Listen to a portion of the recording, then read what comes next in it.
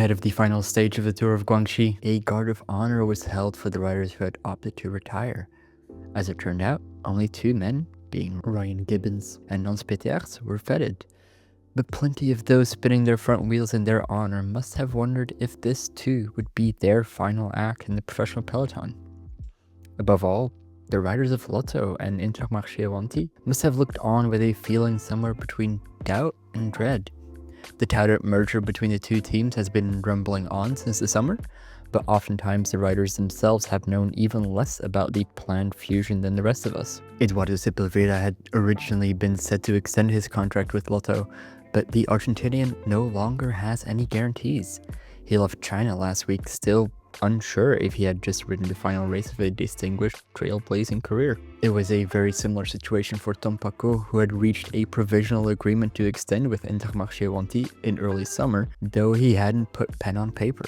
With grim predictability, the contract trail went cold as soon as word spread of the possible Lotto-Intermarché merger. Paco has been in the game long enough to understand that.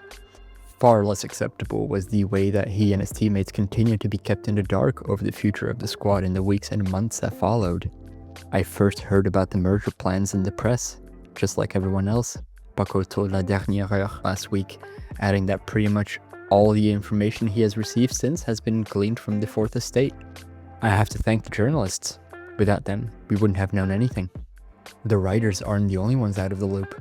Former Lotto manager Stéphane Hulot revealed this week that he had been cut out of the merger plans by CEO Johnny Hack. Hulot claimed he was still in the process of trying to deliver a new co-sponsor for a team when he learned of the covertly planned merger. After the agreements were made, I called the board to present the project, Hulot told Cyclisme Actu last week. The CEO of Lotto told me it was too late, that a collaboration with Intermarché-Wanty was already underway. I was stunned. We were going to announce the co-sponsor on the tour's second rest day. Everything was ready. Hulot quit his post at Lotto at the end of September, but even now, there still has been no official announcement of a merger between the two teams in the top flight of professional cycling. Even though, thanks to the latest news, it's an open secret that Intermarché's Jean-François Boulard will be CEO of the merged team, which will ride aboard Orbea bicycles. But at every stage, amid all the murmurs and whispers, developments have been reported by the Belgian press rather than announced by either of the teams. And all the while, the riders of Intermarché and Lotto, both with and without contracts, have faced an uncertain future. At one point, CPA president Adam Hansen found himself informing riders about the kind of things their respective teams should have felt duty-bound to tell them. The riders deserve to know their situation, and they should have known months ago, he wrote recently. The CPA should not be the one delivering this kind of news. 2 weeks ago, the UCI published a list of applicants for the WorldTour licenses for 2026, and while Lotto's was present, Intermarché's name was missing. This would seem to confirm that Lotto will absorb Intermarché, but absurdly, neither team has made any official statement on the matter.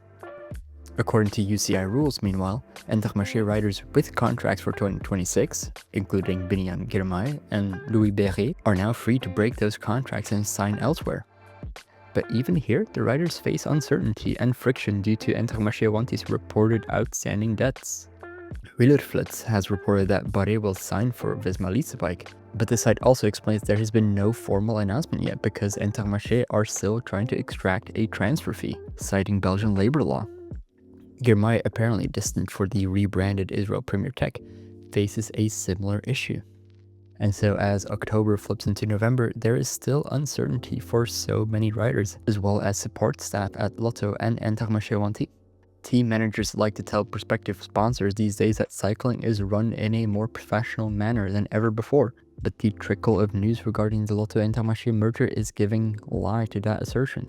At this point, and amid the information vacuum from both Lotto and Intermarché, this looks a lot like the kind of business we've been seeing in cycling since time immemorial. The storyline could certainly have been lifted from the cycling of the 1980s or 1990s. The figures on the balance sheets are bigger, but the attitudes of those making the decisions are unchanged.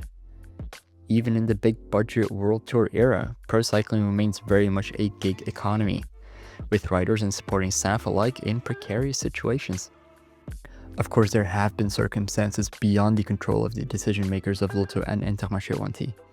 The costs of running a top-level team are spiraling, and their respective backers were not able to plug all the gaps in their respective budgets. In that light, there is an obvious economic logic to the merger between the two Belgian teams. Nobody, not even the riders and staff who will be left on the sidelines in 2026, would argue with that. The problem, however, is the lack of empathy and respect that has been afforded to those most affected by the fusion of the teams. Cycling teams are quick to present themselves as family operations when times are good, but too many retain the habit of abruptly pulling down the shutters and behaving like corporations when it suits them.